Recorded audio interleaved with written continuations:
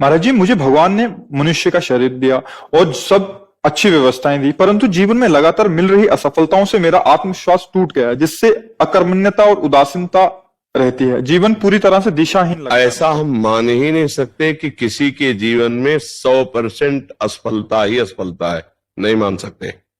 क्योंकि दिन है तो रात आएगी, रात है तो दिन आएगा, ऐसा हम नहीं मान सकते। आपके जीवन में सफलता और असफलता दोनों का चक्र चलता है, दोनों सबके जीवन में आते हैं। हाँ, आपकी मांगे इतनी बड़ी हैं कि उनकी पूर्ति करने के लिए आपके पास कर्म सामग्री नहीं है, इसलिए आत्मविश्वास आपका टूट रहा है। अब आप हीरा का हार पहनना चाहो, जेब में 100 रुपया है और आप फिर भगवान को कोसो और अपने को कोसो, तो नहीं।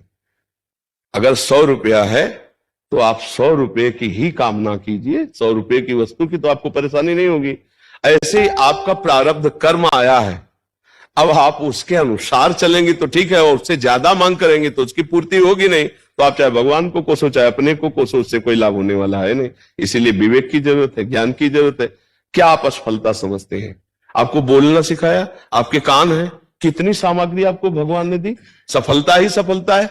और आप हमको कोई ऐसे तो दिखाई नहीं दे रहे कि आप फटे पुराने कपड़े पहने, किसका प्रश्न है? हाँ, तो आप भगवान को या अपने को क्यों निराश शब्दों में ला रहे हैं? आप आगे से आगे कामनाएं, आवश्यकताएं सबकी भगवान पूर्ण कर रहे हैं कर्म के अनुसार। आपको जो अत्यंत आवश्यक है वो भगवान पूर्ण कर रहे हैं। वायु फ्री, अभी बीमार हो जाओ, ऑक्सीजन लगवा, पैसा लगेगा, फ्री ऑक्सीजन भगवान दे रहे, जल दे रहे, पृथ्वी दे रहे, आकाश दे रहे, बुद्धि कहां देखो, आंख कितनी सुंदर हम सब देख सकते। किसी किसी की आंख नहीं, थोड़ी देर सोचो उसका कैसा जीवन होगा। कोई बोल नहीं पा रहा, कोई सुन नहीं पा रहा, कोई तीनों से रहित है, न बोल पा रहा न सुन पा रहा, अब उसका जीवन कैसा है? आप कभी भगवान को धन्यवाद दीजिए कि आपको कितना सुंदर जीवन दिया है और आप खा पी रहे हैं। आपने कभी वो गरीबी देखी है जिसके लिए आप कोसने के शब्द में बोले? वो गरीबी देखी है?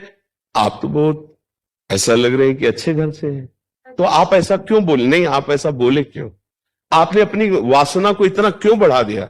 आप ऐसी इच्छाएं क्यों कर रहे हैं कि जो आपके पास पावर नहीं उससे ज्यादा आप कर रहे हैं? आप नाम जप कीजिए, आप तपस्या बढ़ाइए, आप सत्कर्म बढ़ाइए, उसके अनुसार आपको लाभ मिलेगा। यहां संसार में कुछ फ्री नहीं है। अगर कोई राष्ट्रपति बनी बैठी तो तपस्या की है, वो यहां फ्री नहीं है। अगर कोई अरबों रुपया में खेल रहा है तो उसने दान किया है, पुण्य किया है, तपस्या की तो है। अब पाप कर रहा है तो उसका परिणाम आएगा, सब नष्ट होगा। लेकिन पूर्व में उसने किया है, उसका फल उसको मिल रहा है। यहां एक पैसा भी फ्री नहीं है, हमारे कर्म के अनुसार ही हमें मिलता है, हमारे कर्म के अनुसार ही जाता है। अब वर्तमान में तुम्हारी खेती क्या है? ये तो तुम्हारी पूर्व की खेती है। अब वर्तमान में आप क्या कर रहे हैं?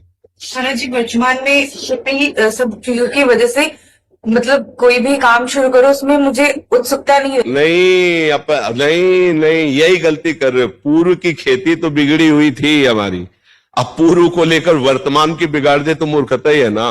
वर्तमान की खेती चकाचक करो, उत्साह संपन्न, मदीर्घ सूत्रम, क्रिया विवेज्ञम, व्यसने सुशक्तम, सूरम कृतज्ञम, दृढ़ सौहृदं च, लक्ष्मी स्वयं याति निवास है। तो ऐसे थोड़ी, उत्साह से संपन्न रहो, हर सफलता को प्राप्त करने के अंदर और असफलता को रौंदते जाओ।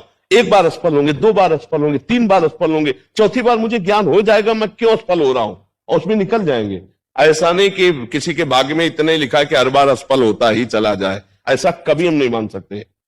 हमारा मनुष्य जीवन कोई पशु जीवन नहीं है कि हम केवल प्रारब्ध के अधीन है। हम नवीन कर्म करके नवीन प्रारब्ध की रचना करने आए हैं। हमें निराश नहीं होना, हमें नाम जप करना है, पवित्र चरित्र रखना है, दूसरों के अधिकार की रक्षा करनी है। क्योंकि आप किसी एक परिवार में होंगे, आपका कोई परिवार के सदस्य जन होंगे, उनके भावों की रक्षा करनी, उनकी सेवा करनी है, और सांसारिक उन्नति के लिए हमें प्रयासरत रहना है। अगर हम असफल हो जाते हैं व्यापार में, नौकरी में, प्रयास में, तो हमें निराश होकर नहीं बैठना, हमें फिर और उपाय करने हैं।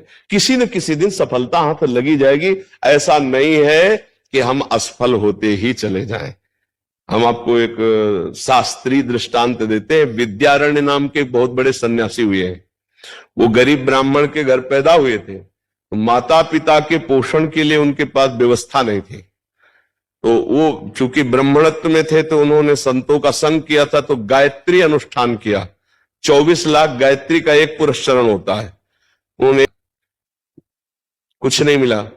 दूसरा अनुष्ठान, तीसरा अनुष्ठान, चौथा 23 पुरस्चरण की, 24 लाख गायत्री के 23 पुरस्चरण के। अब माता पिता पधार चुके थे, यौवन अवस्था से ऊपर अवस्था क्रॉस कर गई थी, गायत्री अनुष्ठान करते करते हार गए और उन्होंने सन्यास लिया। जीव ही सन्यास लिया, देवी आद्याशक्ति देवी गायत्री प्रकट हो गई और उनका बेटा, यहां से लेके ब्रह्म पदवी तक तू मांग, अभी तुझे दे दूंगी। तो उनका माता, अब तो मैं सन्यासी हो गया, जब मैं धन मांग रहा था तब आप क्यों नहीं आई? तो उनका, तुम्हारे 24 ऐसे महत पाप थे, 23 पुरस्चरण से वो सब नष्ट हो गए, एक और बचा था तो सन्यास ले लिया, उससे वो नष्ट हो गया।